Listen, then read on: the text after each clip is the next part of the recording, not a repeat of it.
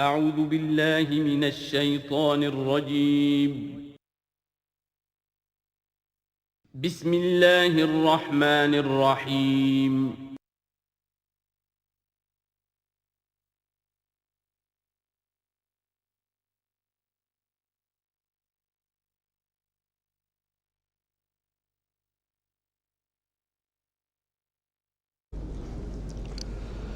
اعوذ باللہ من الشیطان الرجیم بسم اللہ الرحمن الرحیم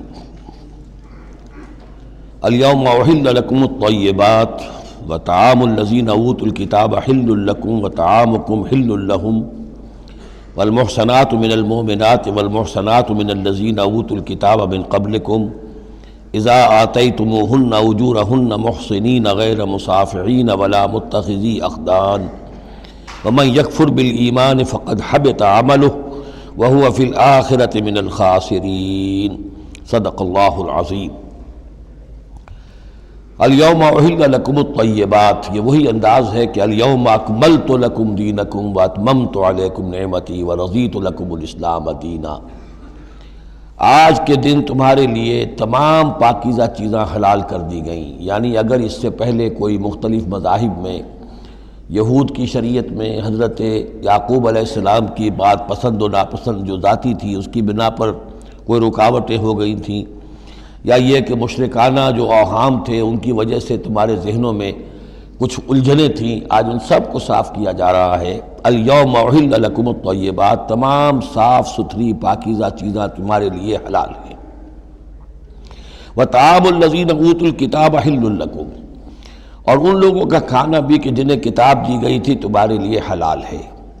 لیکن اس میں ظاہر ہونا چاہیے کہ ان کا کھانا کہ جو ظاہر بات ہے کہ اگر عیسائی سور کھا رہا ہوگا تو وہ ہمارے لیے حلال نہیں ہوگا، مطلب یہ کہ ان کا گوشت ذبح کیا ہوا اگر ہو حلال جانور کا تو وہ ہم کھا سکتے ہیں، جانور حلال ہو، اور نمبر دو کہ اسے ذبح کیا گیا ہو۔ وطعامکم حل لہم، اسی طرح تمہارا کھانا بھی ان کے لیے حلال ہے۔ والمحصنات من المؤمنات، اور تمہارے لیے شادی کرنا بھی حلال ہے ان سے بھی کہ جو خاندانی خواتین ہوں اہل ایمان میں سے۔ والمحصنات من الذین اوتوا الکتاب من قبلکم، اور خاندانی خواتین ان لوگوں کی کہ جنہیں کتاب دی گئی تھی تم سے پہلے، یعنی مسلمان مرد جو ہے عیسائی اور یہودی خاتون سے شادی کر سکتا ہے۔ اذا آتیتموہن اجورہن، جب کہ تم انہیں ادا کر دو ان کے مہر۔ محسنین، نیت یہ ہو کہ انہیں گھر میں بسانا ہے، مستقل ایک خاندان کا ادارہ وجود میں لانا ہے۔ غیر مصافحین، صرف شہوت رانی کے لیے نہیں، صرف مستی نکالنے کے لیے نہیں۔ ولا متخذی اخدان، اور نہ ہی کوئی چھپی دوستی یاریاں بنانے کے لیے، کھلم کھلا نکاح ہو، ایک مسلمان مرد کسی عیسائی عورت سے، کسی یہودی عورت سے نکاح کر سکتا ہے۔ اس کے ضمن میں آج کل بہت سے اشکالات ہیں لوگوں کو، تو اس کے ضمن میں وضاحت کیے دیتا ہوں کہ جہاں تک تو شریعت کا اصل حکم ہے وہ تو یہ ہے، اور چونکہ شریعت محمد رسول اللہ پر پوری ہو چکی ہے، اب اس میں کوئی تغیر و تبدل نہیں ہو سکتا، لہذا اس کو منسوخ ہم نہیں کر سکتے، یہ تو قانون جو ہے قائم رہے گا، اور یہ اس کا جواز جو ہے، یہ اس کا جو کچھ لوگوں کو اس کے خلاف جو مصلحتیں نظر آتی ہیں وہ اپنی جگہ پر صحیح ہیں، لیکن اس کے باوجود قانون کو بدلا نہیں جا سکتا۔ اگر ایک خالص اسلامی ریاست ہو تو کچھ عرصے کے لیے کسی ایسی اجازت کو موقوف کیا جا سکتا ہے، جیسے حضرت عمر رضی اللہ تعالیٰ عنہ نے ایک زمانے میں جب کہ قحط پڑا ہوا تھا تو قطع ید کی سزا جو ہے، چوری پر ہاتھ کاٹنے کی سزا کو موقوف کر دیا تھا، کہ حالات ایسے ہیں۔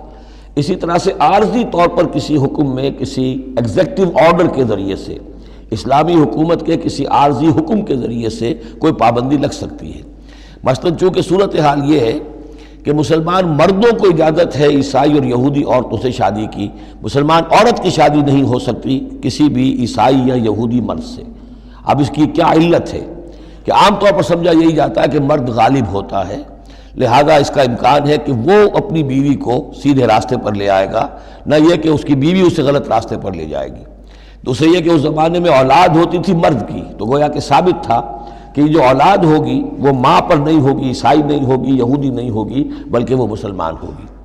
دوسرے اس وقت مسلمانوں کا غلبہ ہو گیا تھا، اور یہودی عیسائی جو تھے وہ ان کے گویا کہ تابع ہو چکے تھے۔ نفسیاتی اعتبار سے یہ دونوں صورتیں اس وقت بدل چکی ہیں۔ آج مسلمان مغلوب ہیں، یہودی عیسائی جو ہیں ان کا پلڑا بھاری ہے دنیا کی سیاست میں اور دنیا کے معاملات میں۔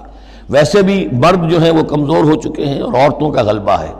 اس حوالے سے مناسب یہی ہے کہ یہ شادیاں نہ ہوں، لیکن حرام ان کو ہم نہیں کہہ سکتے۔ البتہ کوئی اگر اسلامی ریاست کہیں قائم ہو جائے تو پھر وہ وقتی طور پر جب تک کہ حالات میں کوئی اور تبدیلی نہ ہو جائے، مصلحتوں کے پیش نظر اس اجازت کو عارضی طور پر منسوخ کر سکتی ہے۔ وَمَن يَكْفُرْ بِالْإِيمَانِ فَقَدْ حَبِطَ عَمَلُهُ، تو جس شخص نے ایمان کے ساتھ کفر کیا اس کے تمام اعمال حبط ہو گئے۔ اب اس میں اشارہ اہل کتاب کی طرف بھی ہو سکتا ہے کہ پہلے وہ صاحب ایمان تھے، جب تک محمد الرسول اللہ تشریف نہیں لائے جو حضرت عیسیٰ کو مانتا تھا وہ مومن تھا، جو حضرت موسیٰ کو مانتا تھا مومن تھا، لیکن یہ کہ اب اگر وہ نہیں مان رہے تو گویا کہ وہ کفر کر رہے ہیں۔ اور دوسری یہ کہ کوئی شخص ایمان کا مدعی ہو کر ایسی حرکتیں کرے کہ جو کہ کافرانہ ہے تو اس کے تمام اعمال حبط ہو جائیں گے، وَهُوَ فِي الْآخِرَةِ مِنَ الْخَاسِرِينَ، اور آخرت میں وہ ہوگا بڑے خسارہ پانے والوں میں۔ یا ایھا الذین آمنوا اذا قمتم الی الصلاۃ، اہل ایمان جب تم کھڑے ہو، ارادہ کرو، قصد کرو نماز کا، فاغسلوا وجوہکم وایدیکم الی المرافق، تو دھو لیا کرو اپنے چہرے بھی اور اپنے دونوں ہاتھ بھی کہنیوں تک، وامسحوا برؤوسکم، اور اپنے سروں پر مسح کر لیا کرو، وارجلکم، اور دھو لیا کرو اپنے پاؤں کو بھی الی الکعبین، ٹخنوں تک۔ یہ ارجلکم اور ارجلکم دونوں قرأتیں ہمارے ہاں بھی ہیں، مستند قرأتوں میں ہیں۔ اہل تشیع جو ہے ویسے اس کو مستقل ارجلکم پڑھتے ہیں، اور ان کے نزدیک یہ مسح کے ساتھ ہے، وامسحوا برؤوسکم وارجلکم، مسح کر لیا کرو اپنے سروں پر بھی اور پیروں پر بھی۔ لیکن یہ کہ ہمارے اہل سنت کے نزدیک یہ ارجلکم ہے، اور اس میں چونکہ الی الکعبین کا آ گیا اضافہ، اگر صرف مسح ہوتا تو اس میں کوئی حد بیان کرنے کی ضرورت نہیں تھی، لہذا الی الکعبین کے اضافے سے وہ بالکل اس کے مساوی ہو گیا ہے الی المرافق۔ جیسے ہاتھوں کو دھونا ہے کہنیوں تک، ایسے ہی پاؤں کو دھونا ہے ٹخنوں تک۔ وَإِن كُنتُمْ جُنُبًا فَاطَّهَّرُوا، اور اگر تم حالت جنابت میں ہو تو پھر تم اور زیادہ پاکی حاصل کرو، یعنی غسل کرو، پورے جسم کا غسل کرو۔ وَإِن كُنتُمْ مَرْضَىٰ أَوْ عَلَىٰ سَفَرٍ، اور اگر تم بیمار ہو یا سفر پر ہو، اور جاء أَحَدٌ مِّنكُم مِّنَ الْغَائِطِ، یا کوئی تم میں سے کسی نشیبی جگہ سے ہو کر آئے، عام طور پر قضاء حاجت کے لیے لوگ نشیبی جگہوں پر جاتے تھے، اور لامستم النساء، یا تم نے عورتوں سے مقاربت کی ہو، فلم تجدوا ماء، اور تم نہ پاؤ پانی، فتیمموا صعیدا طیبا، تو ارادہ کرو پاک مٹی کا، فامسحوا بوجوہکم وایدیکم منہ، تو اس سے اپنے چہروں اور ہاتھوں کو مل لو۔ ما یرید اللہ لیجعل علیکم من حرج، اللہ یہ نہیں چاہتا کہ تم پر کوئی تنگی کرے، پانی نہیں ہے تو مٹی سے، ولیکن یرید لیطہرکم، لیکن یہ ضرور چاہتا ہے کہ وہ تمہیں پاک کرے، ولیتم نعمتہ علیکم، اور تم پر اپنی نعمت کا اتمام فرمائے، لعلکم تشکرون، تاکہ تم شکر کا حق ادا کر سکو۔ واذکروا نعمت اللہ علیکم ومیثاقہ الذی واثقکم بہ، اب دیکھیے ایک میثاق وہ تھا کہ جو بنی اسرائیل سے لیا گیا، اب یہ میثاق اہل ایمان سے ہو رہا ہے۔ یہ صورت شروع ہوئی ہے یا ایھا الذین آمنوا سے، اور یاد رکھنا اپنے اس میثاق کو، اپنی اس نعمت کو جو تم پر ہوئی ہے اللہ کی طرف سے، اور وہ میثاق جو اس نے تم سے باندھ لیا ہے، جس میں اس نے تمہیں باندھ لیا ہے، واثقکم بہ اذ قلتم سمعنا واطعنا، جب تم نے کہا سمعنا واطعنا۔ سورہ بقرہ کی آخری آیت کہاں ختم ہوئی تھی؟ سمعنا واطعنا، آخری سے پہلی غفرانک ربنا والیک المصیر۔ جو مسلمان بھی کہتا ہے سمعنا واطعنا، گویا کہ وہ ایک میثاق میں، ایک بہت گاڑھے معاہدے کے اندر اللہ کے ساتھ بندھ گیا، اب اسے اللہ کی شریعت کی پابندی کرنی ہے۔ وَاذْكُرُوا نِعْمَةَ اللَّهِ عَلَيْكُمْ وَمِيثَاقَهُ الَّذِي وَاثَقَكُمْ بِهِ إِذْ قُلْتُمْ سَمِعْنَا وَأَطَعْنَا وَاتَّقُوا اللَّهَ، اللہ کا تقوی اختیار کرو، ان اللہ علیم بذات الصدور، یقیناً اللہ تعالیٰ جو سینوں کے اندر چیزیں پنہا ہیں ان سے بھی واقف ہے۔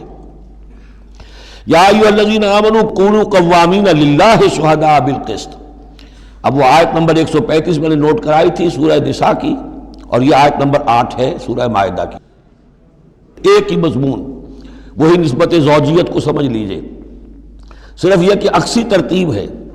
وہاں تھا یا ایھا الذین آمنوا کونوا قوامین بالقسط شہداء للہ، یہاں ہے کونوا قوامین للہ شہداء بالقسط۔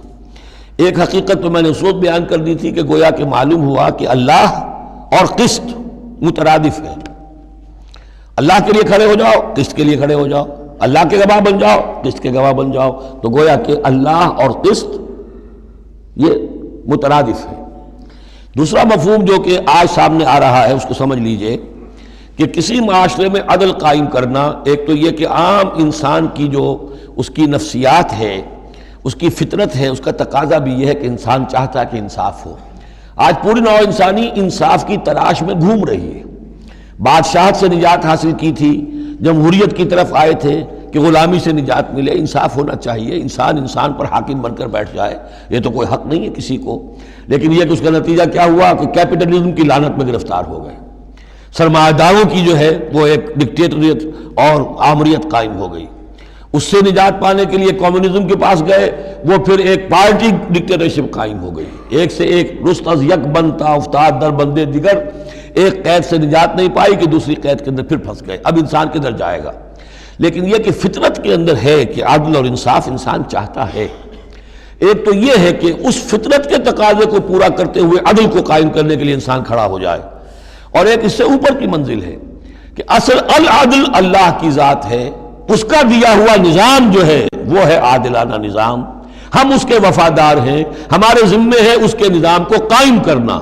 تو کھڑے ہو جاؤ اللہ کے لیے، یا ایھا الذین آمنوا کونوا قوامین للہ شہداء بالقسط۔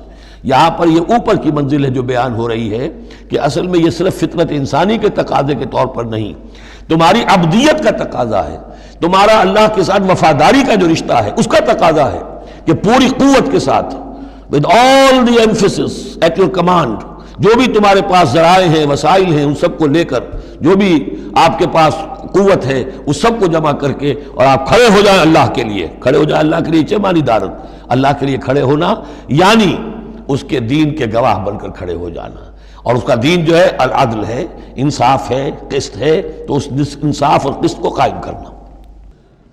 یا ایھا الذین آمنوا کونوا قوامین للہ شہداء بالقسط۔ اب دیکھیے وہاں کیا تھا، وَلَوْ عَلَىٰ أَنفُسِكُمْ أَوِ الْوَالِدَيْنِ وَالْأَقْرَبِينَ۔ انصاف سے روکنے والی چیز ہوتی ہے کوئی محبت۔ اب میں اپنے خلاف کیسے فتویٰ دے دوں، اپنے والدین کے خلاف کیسے فیصلہ دے دوں، اپنے رشتہ داروں کے خلاف کیسے فیصلہ دے دوں؟ وہاں فرمایا اس کی کاٹ کر دی، وَلَوْ عَلَىٰ أَنفُسِكُمْ أَوِ الْوَالِدَيْنِ وَالْأَقْرَبِينَ۔ حق بات ہے، انصاف کی بات ہے، خواہ تمہارے خلاف جا رہی ہو، تمہارے والدین کے خلاف جا رہی ہو، تمہارے رشتہ داروں کے خلاف جا رہی ہو، حق کہنا ہے۔ دوسری چیز کیا ہوتی ہے، کسی کی دشمنی کی وجہ سے آپ حق نہیں کہتے۔ بات تو حق ہے اسی کی، لیکن یہ تو دشمن ہے، میں اس کے حق میں کیسے فتویٰ دوں؟ اس سے یہاں روک دیا گیا۔ تو یہ وہ ریسیپروکل نسبتیں ہیں قرآن مجید کی صورتوں کے اندر، ایک ہی مضمون ہے، اس کے اندر عکسی ترتیب اور ریسیپروکل ترتیب۔ وَلَا يَجْرِمَنَّكُمْ شَنَآنُ قَوْمٍ عَلَىٰ أَلَّا تعْدِلُوا۔ دیکھو کسی قوم کی دشمنی تمہیں اس بات پر آمادہ نہ کر دے کہ تم عدل سے منحرف ہو جاؤ۔ اعدلوا، عدل سے کام لو، انصاف کرو۔ هو اقرب للتقوی، یہی بہتر ہے اور قریب تر ہے تقوی کے۔ واتقوا اللہ ان اللہ خبیر بما تعملون، اور اللہ کا تقوی اختیار کرو، اور جو کچھ تم کر رہے ہو اللہ اس سے باخبر ہے۔ اب اس میں ظاہر بات ہے بار بار میں نہیں کہہ سکتا، یہ جو بار بار آتا اللہ دیکھ رہا ہے، اللہ باخبر ہے، کیا مانی؟ ہر ایک کا حساب تم سے لے گا، ہر ایک کی جواب دہی تمہیں کرنی پڑے گی، تمہارا کوئی عمل، تمہارا کوئی قول اس کے علم سے خارج نہیں ہے، لہذا ہر وقت چوکس رہو، چوکنے رہو۔ وعد اللہ الذین آمنوا وعملوا الصالحات لہم مغفرۃ واجر عظیم۔ ہاں اللہ تعالیٰ کا وعدہ ہے ان لوگوں سے جو ایمان لائیں اور نیک عمل کریں کہ ان کے لیے مغفرت بھی ہے، اجر عظیم بھی ہے۔ والذین کفروا وکذبوا بآیاتنا اولئک اصحاب الجحیم، اور جو لوگ کہ انکار کریں اور جھٹلا دیں ہماری آیات کو، وہ ہیں جہنم والے، آگ والے۔ یا ایھا الذین آمنوا اذکروا نعمت اللہ علیکم اذ ہم قوم ان یبسطوا الیکم ایدیہم۔ اہل ایمان ذرا یاد کرو اس اللہ کے انعام کو جب کہ قوم نے ارادہ کیا تھا کہ تمہارے خلاف اقدام کریں، بڑھائیں اپنے ہاتھ تمہارے خلاف۔ یہ غزوہ احزاب کے بعد جو ہے وہ ایک جو بھی کوششیں ہوئیں، بہت سے لوگ ابھی پیچ و تاب کھا رہے تھے کفار میں سے کہ آپ پھر دوبارہ جائیں، لیکن ایسے حالات اللہ تعالیٰ نے پیدا کر دیے، ان کے دلوں پر ایسا رعب پڑ گیا تھا غزوہ احزاب کے بعد کہ پھر جرأت ہو نہیں سکی۔ اس کو اللہ تعالیٰ اپنے انعام کی حیثیت سے یہاں اس کا ذکر فرما رہے ہیں۔ اذ ہم قوم ان یبسطوا الیکم ایدیہم، جبکہ ایک قوم نے ارادہ تو کیا تھا کہ وہ اپنے ہاتھ پھیلائیں تمہاری طرف بڑھائیں تمہارے اوپر زیادتی کرنے کے لیے، تم پر فوج کشی کے لیے، فَكَفَّ أَيْدِيَهُمْ عَنْكُمْ، تو اللہ تعالیٰ نے ان کے ہاتھوں کو روک دیا تم سے۔ اور اس میں خاص اشارہ صلح حدیبیہ کی طرف ہے۔ صلح حدیبیہ کے وقت بھی بہت ہی پیچ و تاب کھا رہے تھے قریش، اور وہ ہر صورت کے اندر ان کے نوجوان جو تھے ان کا خون کھول رہا تھا، لیکن یہ کہ بالآخر یوں سمجھئے کہ سینٹی پریویلڈ، اور انہیں یہ سمجھ میں آ گیا کہ اس وقت ہم مسلمانوں کا مقابلہ نہیں کر سکیں گے، اور اللہ تعالیٰ نے گویا کہ ان کے ہاتھوں کو روک لیا۔ فَكَفَّ أَيْدِيَهُمْ عَنْكُمْ وَعَلَى اللَّهِ فَلْيَتَوَكَّلِ الْمُؤْمِنُونَ، اہل ایمان کو تو اللہ ہی پر توکل کرنا چاہیے۔ وَلَقَدْ أَخَذَ اللَّهُ مِيثَاقَ بَنِي إِسْرَائِيلَ، اب یہ بنی اسرائیل کی تاریخ کے کچھ واقعات آ رہے ہیں۔ وَلَقَدْ أَخَذَ اللَّهُ مِيثَاقَ بَنِي إِسْرَائِيلَ، اور جس طرح اے مسلمانوں آج تم سے میثاق لیا گیا ہے اور تمہیں اللہ نے جکڑ لیا ہے، باندھ لیا ہے شریعت کے میثاق میں، اسی طرح اللہ تعالیٰ نے بنی اسرائیل کا میثاق بھی لیا تھا۔ وَبَعَثْنَا مِنْهُمُ اثْنَيْ عَشَرَ نَقِيبًا، اور ان میں ہم نے اٹھا دیے تھے، مقرر کر دیے تھے 12 نقیب، 12 قبیلے تھے، ہر قبیلے میں حضرت موسیٰ علیہ السلام نے ایک نقیب مقرر کیا۔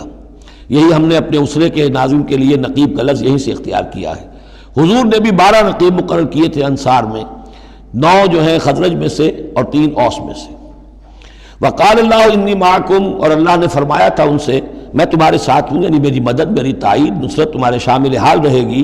لئن اقمتم الصلاۃ وآتیتم الزکاۃ، اگر تم نے نماز کو قائم رکھا اور زکوٰۃ ادا کرتے رہے، وآمنتم برسلی، اور میرے رسولوں پر تم ایمان لاتے رہے، آئیں گے پے بپے آئیں گے۔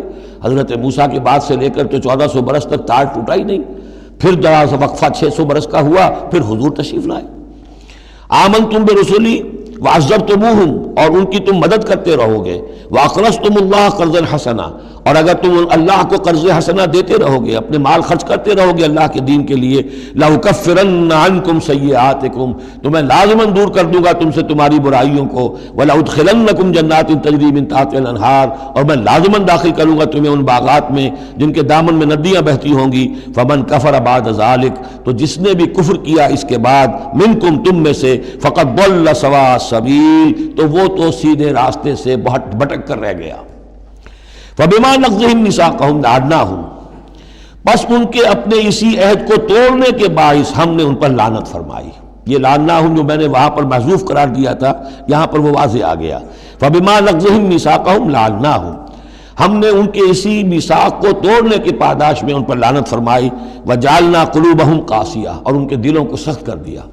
ثُمَّ قَسَتْ قُلُوبُكُمْ فَهِيَ كَالْحِجَارَةِ أَوْ أَشَدُّ قَسْوَةً یحرفون الکلم عن مواضعہ، وہ کلام کو اس کے اصل مقام سے ہٹاتے ہیں۔ ونسوا حظا مما ذکروا بہ، اور وہ جو کچھ کہ ان کو دیا گیا تھا نصیحت کے طور پر، ہدایت کے طور پر، اس کے اکثر حصے کو بھول گئے یا اس سے فائدہ اٹھانا انہوں نے چھوڑ دیا۔ ولا تزال تطلع علی خائنۃ منہم، اور اے نبی آپ ہمیشہ ان کی طرف سے خیانت کی اطلاعیں پاتے رہیں گے۔ آپ کو معلوم ہے کہ حضور جیسے ہی مدینے پہنچے تھے تو آپ نے پہلے 6 مہینے میں جو 3 کام کیے، کنسولیڈیشن اپنی پوزیشن کی مدینہ منورہ میں، ان میں سے ایک یہ بھی تھا کہ یہود کے 3 قبولوں سے معاہدے کر لیے، جوائنٹ ڈیفنس آف مدینہ، کہ اگر مدینے پر حملہ ہوگا تو مل جل کر دفاع کریں گے۔ لیکن یہ کہ اس کے بعد یہ ہر قبیلہ ایک ایک کر کے غداری کرتا رہا، تو یہ حضور سے کہا جا رہا ہے وَلَا تَزَالُ تَطَّلِعُ عَلَىٰ خَائِنَةٍ مِّنْهُمْ، ان کی طرف سے خیانتیں ہوتی رہیں گی، ہر وقت ہوتی رہیں گی۔ الا قلیلا منہم، سوائے ان میں سے چند کے، کچھ لوگ شریف بھی ہوں گے۔ فاعف عنہم واصفح، تو ابھی درگزر کر کیجئے اور ذرا معاف کیجئے۔ ان اللہ یحب المحسنین، یقیناً اللہ تعالیٰ احسان کرنے والوں کو پسند فرماتا ہے۔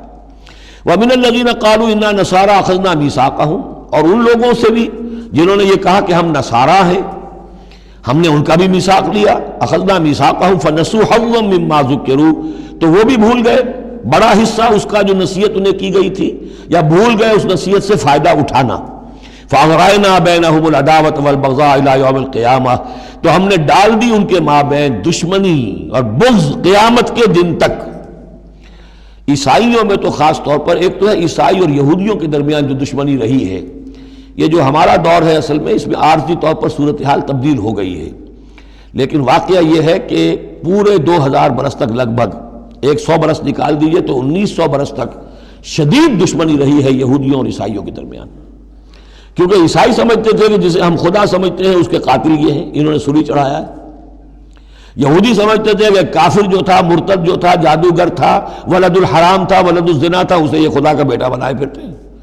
اب یہ اس قدر یعنی کنٹراسٹ ہے اتنی ایک دوسرے کے خلاف کہ ان کے اندر کوئی پوائنٹ آف میٹنگ ہے ہی نہیں، شدید دشمنی رہی۔ اسی طریقے سے عیسائیوں کے اندر پھر جو فرقے بنے ہیں اور ان میں جو خانہ جنگی ہوئی ہے، پوری انسانی تاریخ اس کی مثال پیش کرنے سے قاصر ہے۔ ایک اتنی موٹی کتاب لکھی ایک صاحب نے، لندن میں ہے، بلڈ آن دی کراس، صلیب پر خون، وہ جو کتاب ہے وہ بتاتی ہے، میں حیران رہ گیا پڑھ کر، ہم لوگ نہیں واقف ہیں ان کی تمام چیزوں سے، یورپ میں جو کچھ ہوتا رہا ہے عیسائیوں کے فرقوں کے مابین، کیتھولکس اور پروٹیسٹنٹس کے درمیان، اس کی ہلکی سی جھلک اب بھی آئرلینڈ میں نظر آتی ہے۔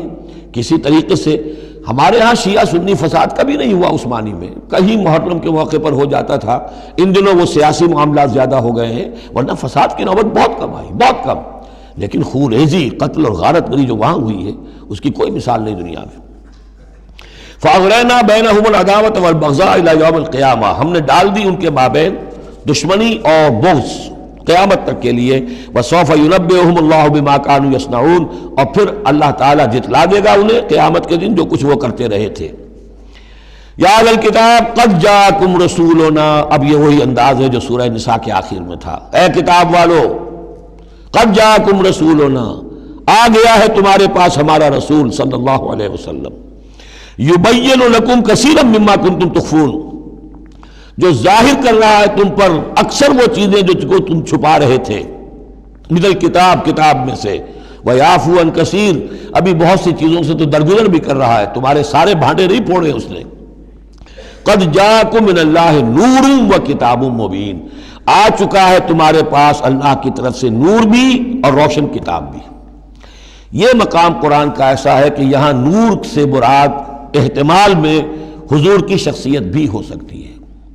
وہاں میں نے کہا تھا انزلنا الیکم نورا مبینا، نازل کر دیا ہے تمہاری طرف ایک روشن نور، وہاں اس سے مراد قرآن بنتا ہے، اس لیے کہ حضور کے لیے لفظ انزلنا یہ صحیح نہیں، اس پر منطبق نہیں ہو سکتا بعثت کے لیے۔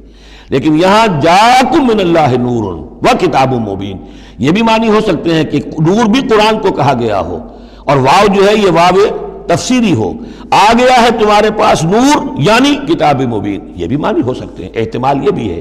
لیکن یہ کہ یہ احتمال بھی موجود ہے کہ یہاں نور سے مراد محمد الرسول اللہ صلی اللہ علیہ وسلم کی ذات مبارکہ ہو، اور اس سے مراد حضور کی روح ہے، روح پر نور ہے، اور اس اعتبار سے کہ حضور کی روح جو ہے اور آپ کی روحانیت آپ کے پورے وجود کے اوپر غالب تھی، چھائی ہوئی تھی، لہذا آپ کو مجسم نور بھی کہا جا سکتا ہے۔ یہ صرف یوں سمجھیے استعارے کا انداز ہے، اس میں کوئی حرج کی بات نہیں۔ قد جاءکم من اللہ نور و کتاب مبین یہدی بہ اللہ من اتبع رضوانہ سبل السلام، اس کے ذریعے سے اللہ تعالی رہنمائی فرماتا ہے ان کی جو اس کی رضا کے جویا ہیں، متلاشی ہیں، سلامتی کے راستوں کی ہدایت فرماتا ہے۔ وَيُخْرِجُهُم مِّنَ الظُّلُمَاتِ إِلَى النُّورِ، اور نکالتا ہے انہیں اندھیروں سے روشنی کی طرف بِإِذْنِهِ، اپنے حکم سے، وَيَهْدِيهِمْ إِلَىٰ صِرَاطٍ مُّسْتَقِيمٍ، اور ان کی رہنمائی فرماتا ہے، ہدایت دیتا ہے انہیں سیدھے راستے کی طرف۔ قَدْ كَفَرَ الَّذِينَ قَالُوا إِنَّ اللَّهَ هُوَ الْمَسِيحُ ابْنُ مَرْيَمَ، یقیناً کفر کیا انہوں نے جنہوں نے کہا اللہ ہی مسیح ابن مریم ہے۔ دیکھیے حضرت عیسیٰ کے بارے میں یہ دو عقیدے رہے ہیں ان کے ہاں، ایک ہے گاڈ انکارنیٹ، اوتار کا عقیدہ جو ہندوؤں میں بھی ہے، رام چندر جی خدا کے اوتار، کرشن جی مہاراج خدا کے اوتار، یعنی خدا خود ہی انسانی شکل میں ظہور کر لیتا ہے۔ اسی طرح کا گاڈ انکارنیٹ کا کانسیپٹ عیسائیوں میں بھی رہا ہے، اور خاص طور پر جیکوبائٹس جو ان کا ایک فرقہ رہا ہے وہ سختی کے ساتھ اس پر قائل تھا کہ اصل میں اللہ ہی نے حضرت مسیح کی شکل میں دنیا میں ظہور فرمایا ہے۔ لقد کفر الذین قالوا ان اللہ هو المسیح ابن مریم، ان لوگوں نے بھی کفر کیا جنہوں نے کہا کہ اللہ ہی ہے، مسیح ابن مریم جو ہے حقیقت میں اللہ ہی ہے جو اس شکل میں ظاہر ہوا ہے۔ قل فمن یملک من اللہ شیئا، تو ان سے پوچھئے کہ کون ہے جسے اختیار ہو اللہ کے مقابلے میں کچھ بھی، ان ارادہ یہلک المسیح ابن مریم، اگر وہ ہلاک کرنا چاہے مسیح ابن مریم کو، وامہ، اور اس کی ماں کو بھی، مریم کو بھی، ومن فی الارض جمیعا، اور جو بھی زمین میں ہے ان سب کو ہلاک کرنا چاہے تو کون اس کا ہاتھ روک لے گا؟ وللہ ملک السماوات والارض وما بینہما، اور اللہ ہی کے لیے ہے بادشاہی آسمانوں کی اور زمین کی اور جو بھی کچھ ان دونوں کے مابین ہے۔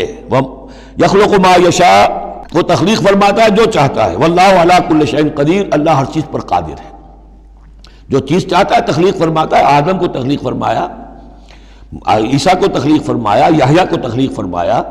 اعجاز کے اور معجزہ ہونے کی مختلف شکلیں ہیں۔ وقالت الیہود والنصارى نحن ابناء اللہ واحباؤہ، اور یہ یہودی اور نصرانی کہتے ہیں ہم تو اللہ کے بیٹے ہیں، یعنی بیٹوں کے مانند، لاڈلے، واحباؤہ، اس کے بڑے چہیتے ہیں، پیارے ہیں۔ قل فلم يعذبكم بذنوبكم، تو ان سے کہیے کہ پھر وہ تمہیں عذاب کیوں دیتا رہا ہے تمہارے گناہوں کی پاداش میں؟ اللہ کی اولاد ہو، چہیتے ہو، نبوکدنضر کے ہاتھوں تمہیں پٹوایا، 6 لاکھ تمہارے قتل ہوئے، تمہارا ہیکل اول جو ہے وہ شہید ہوا، ایسیرینز کے ہاتھوں تمہاری سلطنت اسرائیل ختم ہوئی، پھر تمہیں یونانیوں نے رگڑا، پھر تمہیں جو ہے رومیوں نے جو ہے کس طریقے سے تمہیں ایذائیں پہنچائیں، اور تمہارا دوسرا جو ہیکل بنایا تھا وہ بھی گرا دیا۔ ایسے ہی لاڈلے ہوتے ہیں اللہ کے؟ یا اللہ اتنا ہی لاچار ہے، بیچارہ ہے، عاجز ہے؟ قل فلم يعذبكم بذنوبكم بل انتم بشر ممن خلق، نہیں، تم بھی انسان ہو جیسے کہ اور انسان اس نے بنائے ہیں۔ یغفر لمن یشاء، وہ جس کی چاہتا ہے بخشش فرماتا ہے، ویعذب من یشاء، جس کو چاہتا ہے سزا دیتا ہے۔ وللہ ملک السماوات والارض، آسمان اور زمین کی کل بادشاہی اللہ ہی کے لیے ہے، وما بینہما، اور جو کچھ ان دونوں کی مابین ہے ان کی بھی، وإلیہ المصیر، اور اسی کی طرف لوٹ جانا ہے۔ یا اہل الکتاب قد جاءکم رسولنا یبین لکم علی فترۃ من الرسل، پھر وہی بات لیکن یہاں ایک نئے نکتے کے ساتھ آئی ہے۔ اہل کتاب تمہارے پاس آ چکا ہے ہمارا رسول صلی اللہ علیہ وسلم، یبین لکم، جو تمہارے لیے واضح کر رہا ہے، بیان کر رہا ہے، علی فترۃ من الرسل، رسالت کے ایک انقطاع کے بعد۔ حضرت عیسیٰ اور حضور صلی اللہ علیہ وسلم کے مابین 600 برس ایسے گزرے ہیں کہ دنیا میں کوئی نبی، کوئی رسول نہیں رہا۔ یہ فترت ہے، فترت ہے، وقفہ ہے عارضی، اور پھر حضور کی بعثت، اور پھر فترت دائمی، اب رسالت کا دروازہ ختم۔ 600 برس کے لیے عارضی بند، پھر حضور کی تشریف آوری، اور اب تا قیام قیامت دروازہ بند۔ یا اہل الکتاب قد جاءکم رسولنا یبین لکم علی فترۃ من الرسل ان تقولوا ما جاءنا من بشیر، مبادا تم یہ کہو کہ ہمارے پاس تو نہیں آیا کوئی بشارت دینے والا ولا نذیر، اور نہ کوئی خبردار کرنے والا۔ فقد جاءکم بشیر ونذیر، تو سن لو آ گیا ہے تمہارے پاس خبردار کرنے والا اور بشارت دینے والے۔ رسلا مبشرین ومنذرین لئلا یکون للناس علی اللہ حجۃ بعد الرسل وکان اللہ عزیزا حکیما۔ سورہ نساء کی وہ آیت اب آپ کے ذہن میں رہنی چاہیے، بنیادی آیت۔ واللہ علی کل شیء قدیر، اور اللہ ہر چیز پر قادر ہے۔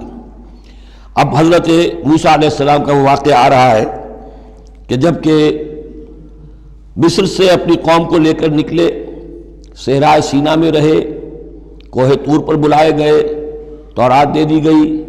اب اس کے بعد انہیں حکم ہوا کہ فلسطین میں داخل ہو جاؤ، اور وہاں جو مشرک اور کافر قومیں آباد تھیں، فلسطی کہلاتے تھے، ان کو تم ان کے ساتھ جنگ کرو، انہیں وہاں سے نکالو، اور یہ تمہارے لیے ارض مقدس اللہ کی طرف سے موعود ہے، اس لیے کہ تمہارے ابراہیم، تمہارے جد امجد تھے وہ یہی تھے، یہی حضرت اسحاق تھے، یہیں سے پھر حضرت یعقوب کے زمانے میں حضرت یوسف علیہ السلام جب مصر چلے گئے تھے تو یہاں سے تمہاری منتقلی مصر ہوئی تھی۔ اب جو اپنا اصل گھر ہے جاؤ اسے حاصل کرو۔ لیکن جب جنگ کا موقع آیا پوری قوم نے کورا جواب دے دیا کہ ہم جنگ کرنے کے لیے تیار نہیں۔ اس پر حضرت موسیٰ علیہ السلام کے مزاج میں جو تلخی پیدا ہوئی اور طبیعت کے اندر یوں سمجھیے بیزاری کی شدت پیدا ہوئی، وہ آپ دیکھیے گا کہ ہم یہ سمجھتے ہیں کہ رسول جو ہے وہ اپنی امت کے حق میں شفقت ہی شفقت ہوتا ہے، شفقت بھی ہے، جیسے اللہ کا معاملہ رؤوف بھی ہے، ودود بھی ہے، لیکن عزیز ذو انتقام بھی ہے، انتقام لینے والا بھی ہے۔ یہ دونوں شانیں ہیں۔ رسول کا معاملہ بھی یہی ہے، شفیق بھی ہے لیکن غیور بھی ہے، دین کی غیرت اس میں ہے، آپ سے بڑھ کر اللہ کے دین کی غیرت اس میں ہے، تو آخر ظاہر بات ہے کہ آپ کے طرز عمل سے بیزاری بھی ہوگی۔ پھر ان دونوں چیزوں کو سامنے رکھیے۔ اور یہ بات ذرا میں عرض کر دوں، تھوڑی سا نکتہ ہے سمجھنے کا، کہ چونکہ اس قوم کو اب تک بہت سا تجربہ ہوا تھا معجزوں کا، پیاس لگی، ہم سورہ بقرہ میں پڑھ آئے ہیں، ایک ضرب لگی چٹان پر 12 چشمے پھوٹ گئے، کوئی محنت تو کرنی نہیں پڑی، بھوک لگی من و سلوہ نازل ہو گیا، دھوپ لگی سائبان جو ہے وہ ابر کا سائبان ساتھ ساتھ چل رہا ہے، سمندر راستے میں آیا پھٹا، اس نے راستہ دے دیا۔ تو اس سے یہ بھی کہا جا سکتا ہے کہ اس لاڈ پیار کی وجہ سے بگڑ گئے تھے، اور یہی حکمت ہے کہ حضور کی پوری زندگی میں آپ کو اس طرح کا کوئی معجزہ نظر نہیں آتا۔ مسلمانوں جو کرنا ہے اپنی جان دے کر، ایثار سے، قربانی سے، محنت سے، مشقت سے، بھوک جھیل کر، فاقے برداشت کر کے کرو۔ یہ بہت اہم نکتہ ہے، سمجھ لیجیے۔ یہ عادی ہو گئے تھے۔ وَإِذْ قَالَ مُوسَىٰ لِقَوْمِهِ يَا قَوْمِ اذْكُرُوا نِعْمَةَ اللَّهِ عَلَيْكُمْ إِذْ جَعَلَ فِيكُمْ أَنْبِيَاءَ وَجَعَلَكُمْ مُلُوكًا، اور یاد کرو جب کہ موسیٰ نے کہا اپنی قوم سے، میری قوم کے لوگوں، اور تورات سے معلوم ہوتا ہے بک آف ایکسوڈس جو ہے 6 لاکھ کی نفری تھی ان کی جب یہ نکلے ہیں مصر سے، اب ان میں بوڑھے بھی، بچے بھی اور عورتیں بھی، ان کو نکال دیجئے تو کم سے کم 1 لاکھ تو ہوں گے کہ جو ایسے لوگ ہوں کہ جو جنگ کی صلاحیت رکھتے ہوں، اور نیچے جائیے برسبیل تنزل تو 50,000 تو ہوں گے، لیکن ان کا حال کیا ہوا وہ دیکھ لیجئے۔ یا قوم اذکروا نعمت اللہ علیکم، میری قوم کے لوگوں اللہ کے اس انعام کا احساس کرو جو تم پر ہوا ہے۔ اذ جعل فیکم انبیاء، جب کہ تمہارے اندر اس نے نبی اٹھائے، یعنی خود میں نبی ہوں، میرے بھائی ہارون نبی ہیں، حضرت موسیٰ نبی تھے، حضرت یوسف نبی تھے جو آئے تھے، وجعلکم ملوکا، اور تمہیں بادشاہ بنایا ہے۔ بادشاہ بنایا ہے تو ظاہر بات ہے اس وقت تک اگرچہ ان کی بادشاہت تو قائم نہیں ہوئی تھی، ہو سکتا ہے یہ پیشین گوئی ہو کہ جو بتائی جا رہی ہو کہ آئندہ تمہیں اللہ تعالیٰ زمین کی سلطنت بھی اور خلافت بھی دینے والا ہے، جیسے کہ حضرت داؤد اور حضرت سلیمان کے زمانے میں ہوئی۔ ایک رائے یہ بھی ہے کہ چونکہ حضرت یوسف کے زمانے میں انہیں بڑا اقتدار حاصل ہو گیا تھا، بادشاہ تو نہیں تھے لیکن یہ کہ واقعتاً بادشاہوں کے بھی، جن کو کہتے ہیں کہ پیرزادے ہونے کے اعتبار سے بادشاہوں کے بھی مخدوم تھے اور ممدوح تھے، تو شاید اس کی طرف اشارہ ہو۔ وَآتَاكُم مَّا لَمْ يُؤْتِ أَحَدًا مِّنَ الْعَالَمِينَ، اور تمہیں وہ ساری چیزیں دیں جو پوری دنیا میں تمام جہان والوں میں کسی کو نہیں دی۔ یا قوم ادخلوا الارض المقدسۃ التي كتب اللہ لکم، اے میری قوم کے لوگوں اب داخل ہو جاؤ اس ارض مقدس میں، اس فلسطین میں جو اللہ نے تمہارے لیے لکھ دی ہے، اللہ کا فیصلہ ہے، تمہیں ملے گی۔ ولا ترتدوا على ادبارکم، اور اب اپنی پیٹھوں کے بل نہ واپس نہ پھرنا، فتنقلبوا خاسرین، اگر ایسا کرو گے تو خسارے میں رہو گے۔ قالوا یا موسیٰ ان فیہا قوما جبارین، انہوں نے کہا موسیٰ ہم فلسطین میں داخل ہو جائیں، اس میں تو بڑی جابر قوم ہے، بڑی طاقتور قوم ہے، قداور لوگ ہیں، لئیم ہیں، جسیم ہیں۔ ان فیہا قوما جبارین وانا لن ندخلها حتی یخرجوا منها، ہم اس زمین میں داخل نہیں ہوں گے، اپنے قدم نہیں بڑھائیں گے جب تک کہ وہ وہاں سے نکل نہ جائیں۔ وَإِن يَخْرُجُوا مِنْهَا فَإِنَّا دَاخِلُونَ، وہ نکل جائیں پھر ہم داخل ہو جائیں گے۔ قَالَ رَجُلَانِ مِنَ الَّذِينَ يَخَافُونَ، کہا 2 اشخاص نے کہ جو خوف رکھتے تھے اللہ کا بھی، انعم اللہ علیہما، اللہ نے بھی ان پر انعام کیا تھا۔ یہ 2 شاگرد تھے جو قریبی صحابی یا حواری تھے حضرت موسیٰ کے۔ یوشع ابن نون تو وہ ہے کہ جو پھر ان کے بعد جانشین بھی ہوئے، اور گمان غالب یہی ہے کہ وہ نبی بھی تھے، اور دوسرے تھے کالب بن یفنہ۔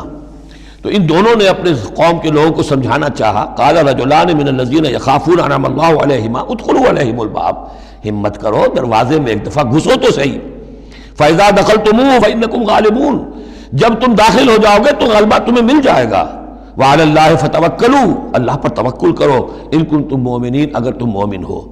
قالوا یا موسیٰ انا لن ندخلها ابدا، انہوں نے کہا موسیٰ ہم تو کبھی بھی، یہ ترجمہ کبھی بھی اصل میں کیا گیا ہے اس مصحف میں بھی، لیکن یہ گرامر کے اندر عربی محاورے میں ابدا، ہرگز ہرگز، ہم ہرگز ہرگز داخل نہیں ہوں گے۔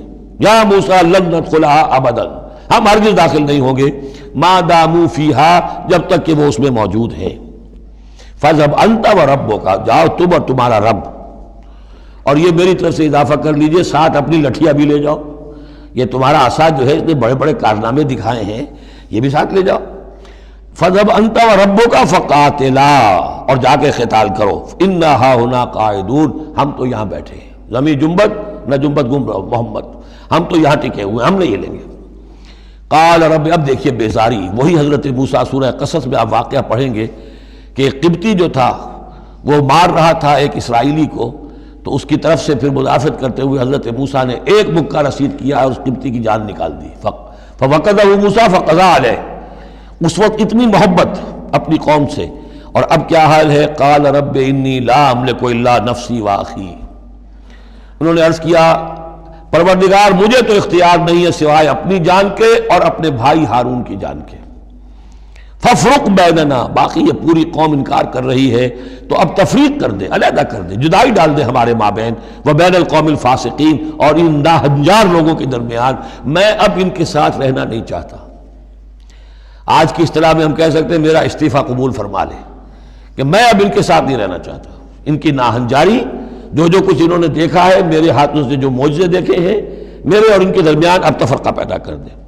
اللہ نے یہ درخواست قبول نہیں کی، لیکن یہ کہ تذکرہ بھی نہیں کیا۔ قال فإنها محرمة عليهم 40 سنة، نہیں، ہم جو سزا انہیں دے رہے ہیں وہ یہ ہے کہ اب یہ ارض مقدس، اگر یہ بزدلی نہ دکھاتے ابھی ہم انہیں دے دیتے، اب انہوں نے بزدلی دکھائی ہے تو اب یہ ان پر حرام رہے گی 40 برس تک، یتیہون فی الارض، اسی صحرا میں، اسی صحرائے سینا میں، سینائی پیننسولا، یہ بھٹکتے پھریں گے۔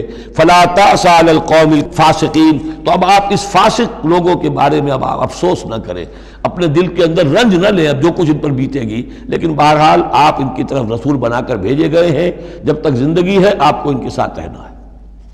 یہاں ذرا یاد کر لیجئے کہ جو حضرت موسیٰ نے کہا انی لا املک الا نفسی واخی، حضور سے کیا کہا گیا تھا سورہ نساء میں؟ فقاتل فی سبیل اللہ لا تکلف الا نفسک وحرض المؤمنین، اے نبی آپ اللہ کی راہ میں قتال کیجئے، آپ پر ذمہ داری نہیں ہے سوائے اس کے کہ آپ کی اپنی جان ہے، اور آپ اہل ایمان کی جتنی تحریض، ترغیب، تشویق، جتنے ان کے ایمان کے جذبات کو اپیل کرنا ممکن ہے کیجئے بس۔ وَاتْلُ عَلَيْهِمْ نَبَأَ ابْنَيْ آدَمَ بِالْحَقِّ، اب یہ معاملہ ہو رہا ہے قتل ناحق کے سلسلے میں، ملک میں فساد مچانے کے سلسلے میں، چوری ڈاکے کے سلسلے میں، کیا ان کی اہمیت ہے، کیا اس کے پھر سزائیں ہیں۔ وَاتْلُ عَلَيْهِمْ نَبَأَ ابْنَيْ آدَمَ بِالْحَقِّ، اور اے نبی ان کو پڑھ کر سنائیے آدم کے 2 بیٹوں کی کہانی یا قصہ حق کے ساتھ، اِذْ قَرَّبَا قُرْبَانًا، جبکہ ان دونوں نے قربانی پیش کی، ایک حابیل قابیل، اور ایک ان میں سے گنریے کا کام کرتے تھے، بھیڑیں بکریاں چراتے تھے، ایک کاشتکار تھے، تو دونوں نے کچھ اپنی جنس لے کر آئے اور دوسرے جو ہیں وہ کچھ اپنے کوئی جانور لے کر آئے، اللہ کے لیے نذر کے طور پر پیش کیا۔ فَتُقُبِّلَ مِنْ أَحَدِهِمَا وَلَمْ يُتَقَبَّلْ مِنَ الْآخَرِ، تو ان میں سے ایک کی بھی جو قربانی تھی قبول کر لی گئی اور دوسری کی قبول نہیں کی گئی۔ یہ کیسے معلوم ہوا؟ یہ میں بتا چکا ہوں آپ کو کہ اس وقت کا معاملہ یہ تھا کہ قربانی کی قبولیت کی علامت یہ ہوتی تھی کہ آسمان سے ایک شعلہ سا نیچے اترتا تھا اور وہ اس کو بھسم کر دیتا تھا، گویا کہ اللہ نے قبول فرما لی۔ قال لأقتلنک، اب جس کی یہ قبول نہیں ہوئی تھی اس نے کہا اپنے بھائی سے جس کی قبول ہو گئی تھی، حسد کی آگ میں جل کر میں تمہیں قتل کر دوں گا۔ قال انما يتقبل اللہ من المتقین، انہوں نے کہا بھائی جان اس میں میرا کیا قصور ہے، یہ تو اللہ تعالیٰ کا قاعدہ ہے، قانون ہے، وہ صرف متقیوں ہی سے قبول کرتا ہے۔ لئن بسطت الی یدک لتقتلنی، اگر آپ اپنا ہاتھ بڑھائیں گے مجھ پر، چلائیں گے مجھے قتل کرنے کے لیے، ما انا بباسط یدی الیک لیقتلک، تو بھی میں اپنا ہاتھ نہیں چلاؤں گا، نہیں بڑھاؤں گا کہ آپ کو قتل کروں، یعنی یہ ایک طرفہ قتل ہوگا آپ کا۔ انی اخاف اللہ رب العالمین، مجھے تو اللہ کا خوف ہے جو تمام جہانوں کا پروردگار ہے۔ انی ارید ان تبوء باسمی و اسمک، اور پھر میں چاہتا ہوں کہ اگر آپ مجھے قتل کر ہی دیں، اس انتہا تک پہنچ ہی جائیں، تو آپ اپنے گناہ کا بھی بوجھ اپنے سر لیں، میرے گناہ کا بھی بوجھ لیں، جو ناحق مقتول ہے اس کے تو گویا کہ تمام گناہ اس قاتل نے اپنے سر پر لے لیے، تو میرے تو گھاٹے کا سودا نہیں ہے۔ What do I stand to lose؟ آخر میری کوئی خطائیں ہیں، میری کوئی غلطیاں ہیں، کوئی گناہ میں نے کیے ہوں گے، اگر آپ ناحق مجھے قتل کریں گے تو میرے ان تمام گناہوں کا وبال آپ کے سر آ جائے گا، تو میرے تو کوئی نقصان والی بات نہیں۔ انی ارید ان تبوء باسمی و اسمک فتکون من اصحاب النار، اور یہ ہوگی سخت ترین سزا میری طرف سے آپ کو کہ پھر آپ ہو جائیں گے جہنمی، وذالک جزاء الظالمین، اور یہی بدلہ ہے ظالموں کا۔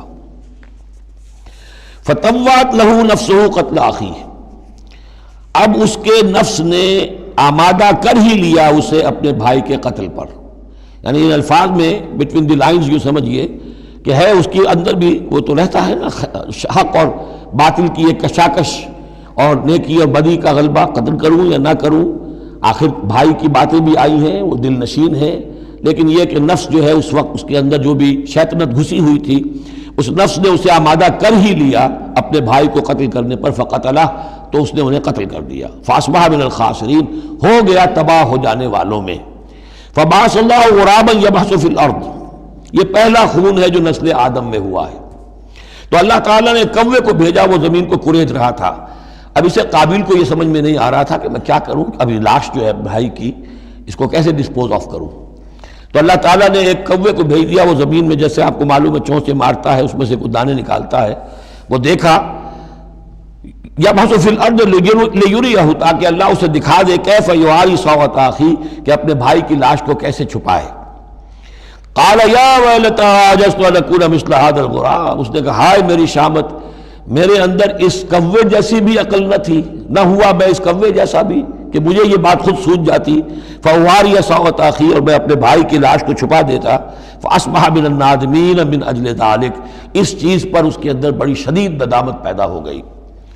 کتبنا علی بنی اسرائیل، اجل ذالک دونوں طرف لگتا ہے، من اجل ذالک کتبنا علی بنی اسرائیل، اور ہم نے اسی بنا پر بنی اسرائیل پر یہ بات لکھ دی تھی، قتل ناحق ہم نے تورات میں لکھ دیا تھا کہ یہ اتنی بری شے ہے کسی ایک انسان کا قتل کرنا بھی۔ کتبنا علی بنی اسرائیل انہ من قتل نفسا بغیر نفس و فساد فی الارض، اگر کسی نے کسی انسان کو قتل کیا بغیر کسی قتل کے قصاص میں، بغیر نفس، ہاں کسی نے قتل کیا، قتل کے جواب میں قتل کیا جائے تو یہ قتل ناحق نہیں ہے، یہ تو پھر قصاص کا قتل ہے۔ اور فساد فی الارض، یا کوئی شخص زمین میں فساد مچا رہا ہے اس میں اس کو قتل کیا جائے، یعنی کوئی قصوروار ہے، مجرم ہے، اس کو سزا دینے میں قتل کیا جائے تو بات اور ہے۔ کسی بے قصور انسان کو اگر قتل کر دیا گیا فکأنما قتل الناس جميعا، تو یہ ایسے ہے جیسے کہ اس نے تمام انسانوں کو قتل کر دیا، پوری نوع انسانی کو۔ کیوں کہ تمدن کی جڑ کٹ گئی، احترام جان، احترام مال، یہ بنیاد ہے تمدن کی۔ ومن احیاھا، اور جس نے ایک انسان کی جان بچا لی، فکأنما احیا الناس جميعا، تو گویا کہ اس نے پوری نوع انسانی کو بچا لیا۔ وَلَقَدْ جَاءَتْهُمْ رُسُلُنَا بِالْبَيِّنَاتِ، ان کے پاس ہمارے رسول آئے تھے واضح نشانیاں اور تعلیمات لے کر۔ ثُمَّ إِنَّ كَثِيرًا مِّنْهُمْ بَعْدَ ذَلِكَ فِي الْأَرْضِ لَمُسْرِفُونَ، لیکن اس کے بعد بھی ان میں سے بہت سے لوگ ہیں کہ جو زمین میں اسراف اور فساد اور دسترازی کرتے پھر رہے ہیں۔ انما جزاء الذین یحاربون اللہ ورسولہ، اب یہ وہ آ رہی ہے محاربے کی آیت ہے۔ اگر اسلامی ریاست ہے اور اس میں کوئی گروہ ہے جو فتنہ و فساد مچا رہا ہے، کوئی دہشت گردی کر رہا ہے، خون ریزی کر رہا ہے، قتل و غارت کر رہا ہے، راہزنی کر رہا ہے، ڈاکے ڈال رہا ہے، گینگ ریپ ہو رہے ہیں، تو ان کی سزا کیا ہے؟ انما جزاء الذین یحاربون اللہ ورسولہ، لیکن یہ اسلامی ریاست کی ہے جس میں اسلامی قانون نافذ ہوں۔ اصل میں سزائیں بھی جو ہے وہ اسی معاشرے میں جس میں کہ باقی سارا اسلام کا نظام بھی قائم ہو، ورنہ نظام یہ ہو جھوٹی گواہیاں دینے والے موجود ہوں، ایمان فروش موجود ہوں، ججوں کو خریدا جا سکتا ہو، اور اس میں یہ سخت قوانین بنا دیے جائیں، تو پھر اس سے جو نتائج نکل رہے ہیں وہ بجائے یہ کہ شریعت کو کوئی نیک نامی ملے، شریعت بدنام ہوتی ہے الٹی۔ تو پورا نظام جیسا کہ میں نے کہا تھا کہ لا جو ہے قانون وہ سسٹم کو سبسرو کرتا ہے، سسٹم صحیح ہو اب وہ قانون صحیح جو ہے اسے سپورٹ کرے گا اور اسے برقرار رکھے گا، اس کی حفاظت کا ذمہ دار ہوگا۔ انما جزاء الذین یحاربون اللہ ورسولہ، یقیناً بدلہ ان لوگوں کا کہ جو محاربہ کرتے ہیں، چیلنج کرتے ہیں اللہ کو اور اس کے رسول کو، یعنی اسلامی ریاست کو، ویسعون فی الارض فسادا، اور زمین میں وہ فساد مچاتے پھرتے ہیں، ان یقتلوا، کہ انہیں قتل کیا جائے، بلکہ یقتلوا نہیں ہے یقتلوا، ان کے ٹکڑے کیے جائیں، تقتیل، یقتلوا تقتیلا، اور یسلبوا، یا انہیں سولی چاہا جائے، اور تقطع ایدیہم وارجلہم من خلاف، یا ان کے ہاتھ اور پاؤں مخالف سمتوں سے کاٹا جائے، ایک ہاتھ کاٹ دیا جائے، ایک پاؤں کاٹ دیا جائے، اور ینفوا من الارض، یا انہیں ملک بدر کر دیا جائے، ذالک لہم خزی فی الدنیا، یہ تو ہے ان کے لیے دنیا کی زندگی میں رسوائی، وَلَهُمْ فِي الْآخِرَةِ عَذَابٌ عَظِيمٌ، اور آخرت میں ان کے لیے مزید بہت بڑا عذاب ہے۔ إِلَّا الَّذِينَ تَابُوا مِن قَبْلِ أَن تَقْدِرُوا عَلَيْهِمْ، سوائے اس کے کہ جو لوگ توبہ کر لیں اس سے پہلے کہ تم ان پر قابو پاؤ۔ ایک تو یہ ہے کہ توبہ کر لی ہے، ابھی وہ ڈاکو پکڑے نہیں گئے، پکڑے جانے سے پہلے توبہ کر رہے ہیں، اس میں رعایت کی گنجائش ہے۔ لیکن جب پکڑے گئے اب توبہ کا دروازہ بند ہو گیا. الا الذین تابوا من قبل ان تقدروا علیہم، سوائے ان کے کہ جو توبہ کر لیں اس سے پہلے کہ تم ان کے اوپر قابو پاؤ. فاعلموا ان اللہ غفور الرحیم، تو ان کے ساتھ نرمی کی جا سکتی ہے، تو جان لو کہ اللہ تعالیٰ غفور اور رحیم ہے. یہی معاملہ کیا تھا حضرت علی رضی اللہ تعالیٰ عنہ نے خوارج کے ساتھ کہ اگر تم اپنے غلط عقیدے پر قائم رہو میں تمہیں کچھ نہیں کہوں گا، لیکن تم اگر خون ریزی کرو گے، قتل و غارت کرو گے، تو پھر ظاہر بات ہے کہ میں تمہارے ساتھ رعایت نہیں کر سکتا. محض عقیدے کی حد تک میں تمہیں کچھ نہیں کہوں گا. یا ایھا الذین آمنوا اتقوا اللہ وابتغوا الیہ الوسیلۃ وجاہدوا فی سبیل اللہ لعلکم تفلحون. اہل ایمان اللہ کا تقوی اختیار کرو اور اس کی جناب میں اس کا قرب تلاش کرو. اس لفظ نے بھی کافی لوگوں کو پریشان کیا ہے. وسیلے کا لفظ اردو میں آتا ہے تو ذریعے کے معنی میں آتا ہے. وسیلہ ذریعہ، کسی تک پہنچنے کا ذریعہ، سفارش کے لیے کسی کو وسیلہ بنا لیا، کسی کو ذریعہ بنا لیا. عربی میں وسیلہ کے یہ معنی نہیں ہے. عربی میں وسیلے کے معنی قرب ہے صرف. بدقسمتی سے بعض تو الفاظ ایسے ہیں کہ جو عربی میں ان کا مفہوم بالکل کچھ اور ہے، اردو میں کچھ اور ہے. بعض ایسے ہیں کہ کچھ تھوڑا تھوڑا فرق ہے. جیسے ذلیل کا لفظ ہے، عربی میں اس کے معنی ہے صرف کمزور، اردو میں اس کے معنی ہے کمینے کے. زمین و آسمان کا فرق آ گیا.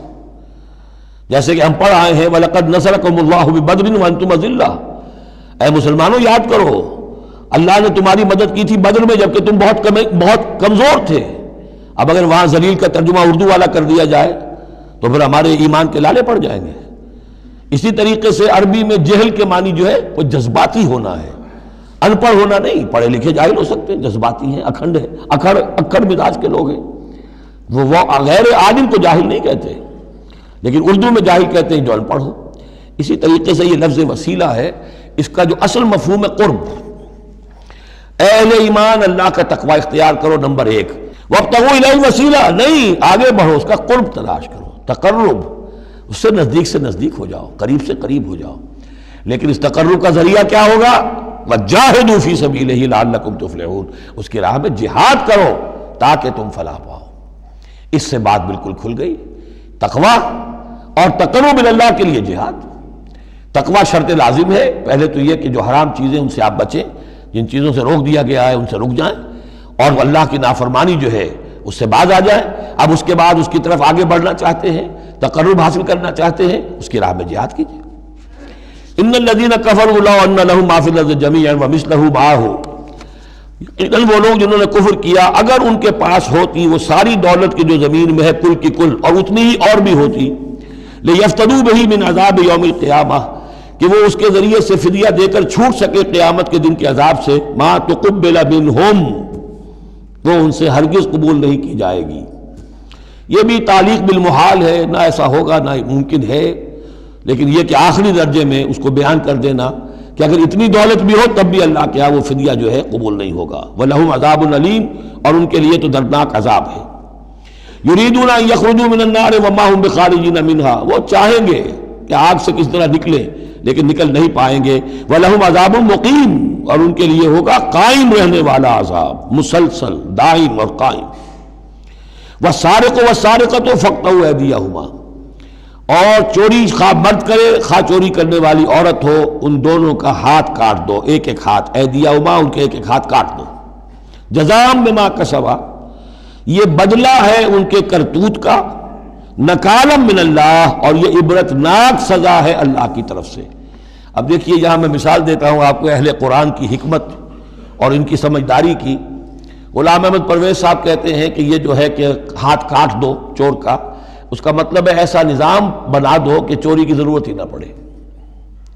اچھا یہ تو ہم بھی چاہتے ہیں کہ نظام ایسا ہو، کفالت عامہ ہو، کوئی شخص مجبوراً چوری نہ کرے، اس لیے کہ اس کی کفالت کے لیے اگر موجود ہے، وہ ریاست جو ہے اس کی تمام بنیادی ضروریات کی وہ انڈر رائٹ کر رہی ہے تو اسے چوری کی ضرورت نہیں ہے. ہم بھی چاہیں گے کہ یہ بات ٹھیک ہے، لیکن یہ کہ اس کا مطلب یہ ہے، یہ غلط ہے. لیکن قرآن کس طرح اپنی حفاظت کرتا ہے. ایسے نظام کا قائم کرنا عبرت ہوگی، ایسا نظام کا قائم کرنا ان کے کرتوتوں کی سزا ہوگی. قرآن مجید پر اس قسم کا باطل جو ہے حملہ آور نہیں ہو سکتا. دو الفاظ، فَاقْطَعُوا أَيْدِيَهُمَا، ان کے ہاتھ کاٹ دو. جزاء بما کسبا، جو کمائی انہوں نے کی ہے اس کا بدلہ. اچھا جو کمائی انہوں نے کی اس کا بدلہ یہ ہے کہ اچھا نظام قائم کرو. نکالن، نکال کہتے ہیں کہ عبرتناک سزا، نکالن من اللہ، اللہ کی طرف سے عبرت کے لیے. اور یہ اسلام کے اندر جو تعزیرات ہیں اور حدود ہیں اور سزائیں ہیں ان کے لیے لفظ نکال بہت اہم ہے. عبرتناک سزا. اگرچہ شہادت کا قانون بڑا سخت رکھا ہے، شبہ ہو تو ملزم کو چھوڑنے کی ہدایت ہے. جو آج بھی دنیا کے اندر جو اصول ہیں کہ جو بھی ڈاؤٹ ہے اس کا فائدہ جو ہے، شک کا فائدہ وہ ملزم یا ملزم کو جائے گا. لیکن یہ ساری کے باوجود اگر ثابت ہو گیا ہے، اب سزا وہ دو کہ ایک کو سزا ملے اور لاکھوں کی آنکھیں کھل جائیں، تاکہ آئندہ سے پھر یہ جرم کرنے کی ہمت کسی میں نہ ہو. یہ جو ڈیٹرنس ہے، اس طرح کی سزائیں کہ جن سے برائی جو ہے اس کو استحصال معاشرے سے کیا جا سکے، یہی واحد ذریعہ ہے. ورنہ دنیا میں امریکہ جیسی کلچر سوسائٹی کے اندر بھی موسٹ ہینس کرائم موجود ہے، بڑا ہی گھناؤنا جرم موجود ہے، اس لیے کہ اس قسم کی سزائیں ہیں ہی نہیں. لوگ جرم کرتے ہیں، جیل میں رہے، عیش کیا، کچھ دیر کے بعد پھر آئے، پھر جرم کیا، پھر چلے گئے. باہر جا کے کیا کریں گے؟ وہاں تو سرکاری مہمان ہیں. تو یہ سارا فلسفہ جو ہے نتیجہ کہ جرم جو ہے ان کا وہ بڑھتا چلا جا رہا ہے. والسارق والسارقۃ فاقطعوا ایدیہما جزاء بما کسبا نکالا من اللہ واللہ عزیز حکیم. اللہ زبردست ہے، حکمت والا. فمن تاب من بعد ظلمہ واصلح فإن اللہ یتوب علیہ. تو جس نے بھی توبہ کر لی اس کے بعد اپنے ظلم اور اپنے جرم کے پیچھے واصلہ اور اصلاح کر لی تو اللہ قبول کرتا ہے اس کی توبہ کو. ان اللہ غفور الرحیم، یقیناً اللہ غفور الرحیم ہے. لیکن جرم کی سزا دنیا میں ختم نہیں ہوگی. ایک جرم جو کیا ہے وہ جرم ہے دنیا کا، گناہ ہے اللہ کا. جرم کی سزا دنیا میں ملے گی، گناہ کی سزا اللہ نے دینی ہے، اس کو اللہ معاف فرما دے گا اگر توبہ کی ہے. اگر توبہ نہیں کی ہے تو پھر یہ کہ اس کی سزا بھی ملے گی. الم تعلم ان اللہ لہ ملک السماوات والارض، کیا تم جانتے نہیں کہ اللہ ہی کے لیے ہے آسمانوں اور زمین کی بادشاہی. یعذب من یشاء ویغفر لمن یشاء، وہ سزا دے گا جس کو چاہے گا اور بخش دے گا جسے چاہے گا. واللہ علی کل شیء قدیر، اللہ ہر چیز پر قادر ہے. یا ایھا الرسول لا یحزنک الذین یسارعون فی الکفر من الذین قالوا آمنا بافواہہم ولم تؤمن قلوبہم. یہ پھر ذکر آ رہا ہے لیکن یہاں بھی گڑبڑ ہے معاملہ سورہ بقرہ کی طرح. منافقین پر بھی انطباق ہوگا اس کا، اور اہل کتاب کے بھی وہ لوگ جو ان کے طرف کے منافق تھے، جن کا میلان اسلام کی طرف بھی تھا، چاہتے بھی تھے کہ مسلمانوں میں شامل رہے، لیکن وہ اپنے ساتھیوں کو بھی چھوڑنے کو تیار نہیں تھے. تو یہ جو بیچ بیچ میں مذبذبین بین ذالک تھے، یہ دونوں طرف کے لوگ تھے. یا ایھا الرسول لا یحزنک الذین یسارعون فی الکفر، اے رسول صلی اللہ علیہ وسلم نہ غمگین ہو آپ ان لوگوں کی سرگرمیوں سے، بھاگ دوڑ سے کہ جو کفر کے ضمن میں بڑی سرگرمی دکھا رہے ہیں. من الذین قالوا آمنا بافواہہم، ان لوگوں میں سے جو اپنے منہ سے تو کہتے ہیں کہ ہم ایمان رکھتے ہیں، ولم تؤمن قلوبہم، اور ان کے دل ایمان نہیں لائے ہیں. ومن الذین ہادوا، اور اسی طرح کے لوگ یہودیوں میں سے ہیں. سماعون للکذب، یہ بڑے ہی غور سے سنتے ہیں، توجہ سے سنتے ہیں جھوٹ کو. سماعون لقوم آخرین، اور یہ سنتے ہیں کچھ اور لوگوں کے لیے. یعنی ایک تو یہ ہے کہ ان کی جھوٹی باتیں بڑی توجہ سے سنیں گے، شیاطین جو ہیں ان کے، وَإِذَا خَلَوْا إِلَىٰ شَيَاطِينِهِمْ قَالُوا إِنَّا مَعَكُمْ إِنَّمَا نَحْنُ مُسْتَهْزِئُونَ. پھر یہ کہ ان کی طرف سے جاسوس بن کر آئیں گے مسلمانوں کے ہاں کہ یہاں بڑی توجہ سے بات سنتے ہیں تاکہ جا کے رپورٹ کر سکیں آج محمد نے یہ کہا، آج فلاں معاملہ ہوا صلی اللہ علیہ وسلم. تو سماعون لقوم آخرین، اس کے دونوں ترجمے ہو سکتے ہیں کہ ان دوسری قوم کی باتوں کو بڑی توجہ سے سنتے ہیں، یا سنتے ہیں دوسری قوم کے لوگوں کے لیے، انہیں رپورٹ کرنے کے لیے، ان کے اسپائس کی حیثیت سے آ کر. لم یاتوک، جو آپ کے پاس نہیں آتے، یعنی ان کے جو گرو گھنٹال ہیں، ان کے جو لیڈر ہیں، ان کے جو شیاطین ہیں، وہ آپ کے پاس نہیں آتے. یہ جو بین بین کے لوگ ہیں در حقیقت وہ آتے ہیں جن کے ذریعے سے یہ سارا معاملہ جو ہے جاسوسی کا چل رہا ہے. یحرفون الکلم من بعد مواضعہ، وہ کلام کو پھیر دیتے ہیں اس کی جگہ کے اور موقع اور محل کے معین ہو جانے کے بعد. یقولون ان اوتیتم ھذا فخذوہ، وہ کہتے ہیں اگر تمہیں یہ شے مل جائے تو لے لینا. کوئی مقدمہ ہے، وہ لا رہے ہیں حضور کے پاس، پہلے سے طے کر رکھا ہے، اگر تو فیصلہ یہ ہوگا محمد کا ہم قبول کر لیں گا، اگر یہ فیصلہ نہیں کریں گے ہم فیصلہ رد کر دیں گے. اور اسی سے یہ بات سمجھ لیجئے کہ اصل میں فتح مکہ تک جس معنی میں ہم لفظ بولتے ہیں ریاست، اسلامی ریاست، پورے طور پر ایک ہماگیر ریاست پورے طور پر مدینے میں فتح مکہ کے بعد قائم ہوئی ہے، پہلے قائم نہیں ہوئی۔ ورنہ کسی ریاست میں دو جوڈیشل سسٹمز نہیں ہو سکتے، ایک ریاست ایک عدالتی نظام۔ یہ لوگ جب چاہتے تھے حضور کے پاس آ جاتے تھے، جب چاہتے تھے کسی اور یہودیوں کی عدالت میں لے جاتے تھے، تو پیرلل نظام وہاں چل رہے تھے۔ ہماگیر ریاست وحدت کی حیثیت سے، ایک آرگینک ہول کی حیثیت سے یہ فتح مکہ کے بعد قائم ہوئی ہے۔ یقولون ان اوتیتم ھذا فخذوہ، کہتے ہیں کہ اگر یہ فیصلہ ملے تو تم لے لینا، قبول کر لینا۔ وَإِن لَّمْ تُؤْتَوْا فَاحْذَرُوا، اور اگر یہ شہادت تمہیں ملے، نہ فیصلہ ملے، یہ ڈگری نہ تمہارے حق میں جاری کی جائے تو پھر بچ جانا، کترا جانا۔ وَمَن يُرِدِ اللَّهُ فِتْنَتَهُ فَلَن تَمْلِكَ لَهُ مِنَ اللَّهِ شَيْئًا، اور جس کو اللہ تعالیٰ ہی نے فتنے میں مبتلا کرنے کا فیصلہ کر لیا ہو تو تم اس کے لیے اللہ تعالیٰ کے مقابلے میں کوئی مددگار نہ پاؤ گے، کوئی شے نہیں ملے گی۔ اولئک الذین لم یرد اللہ ان یطہر قلوبہم، یہ وہ لوگ ہیں کہ جن کے دلوں کو پاک کرنا اللہ نے چاہا ہی نہیں۔ لم یرد اللہ ان یطہر قلوبہم لہم فی الدنیا خزی، ان کے لیے دنیا میں بھی رسوائی ہے، ولہم فی الآخرۃ عذاب عظیم، اور آخرت میں ان کے لیے دردناک اور بہت بڑا عذاب ہے۔ سماعون للکذب، یہ خوب سنتے ہیں اچھی طرح اور چٹخارے لے لے کر سنتے ہیں جھوٹ کو۔ اکالون للسحت، خوب کھانے والے ہیں پیٹ بھر بھر کر حرام کے۔ فإن جاؤوک، پھر اگر یہ آپ کے پاس آئیں، فاحکم بینہم، آپ چاہیں تو ان کا مقدمہ لیں اور فیصلہ کریں، او عارض عنہم، آپ چاہیں تو ان کا مقدمہ لینے سے انکار کر دیجیے، کیونکہ نیتیں ان کی نیک نہیں ہیں، وہ آپ کا فیصلہ لینے نہیں آئے، طے کیے بیٹھے ہوئے پہلے سے کہ اگر فیصلہ یہ ہوگا تو قبول کر لیں گے ورنہ ہم لوٹ کے آ جائیں گے۔ تو ایسے لوگوں پر اپنا وقت ضائع کرنا جو ہے اس کو کوئی ضرورت نہیں ہے۔ لیکن یہ کہ اندیشہ یہ ہو سکتا تھا کہ یہ جا کے پروپیگنڈا کریں گے، دیکھو ہم تو گئے تھے محمد کے پاس مقدمہ لے کر، یہ کیسے نبی ہے، رسول ہے، یہ مقدمے کا فیصلہ کرنے کو تیار نہیں۔ تو یہ جو اندیشہ ہو سکتا تھا اس کی پھر آگے اللہ تعالیٰ کی طرف سے حضور کو اطمینان دلایا جا رہا کہ آپ پرواہ نہ کریں اس اندیشے کی۔ فَإِن جَاءُوكَ فَاحْكُم بَيْنَهُمْ أَوْ أَعْرِضْ عَنْهُمْ، اگر وہ آئیں آپ کے پاس اپنا مقدمہ لے کر تو چاہے تو آپ فیصلہ کریں اور چاہے اعراض کریں۔ وَإِن تُعْرِضْ عَنْهُمْ، اگر آپ ان سے اعراض کریں گے، ان کا مقدمہ جو ہے فیصلہ کرنے سے انکار کر دیں گے، فَلَن يَضُرُّوكَ شَيْئًا، وہ آپ کو کوئی ضرر نہیں پہنچا سکیں گے۔ ان کے مخالفانہ پروپیگنڈے سے قطعاً کوئی آپ کو ہراساں ہونے کی ضرورت نہیں ہے۔ وَإِنْ حَكَمْتَ، اور اگر آپ فیصلہ کریں، فَحْكُم بَيْنَهُمْ بِالْقِسْطِ، تو بہرحال آپ کو فیصلہ کرنا ہے عدل اور قسط کے ساتھ، انصاف کے ساتھ۔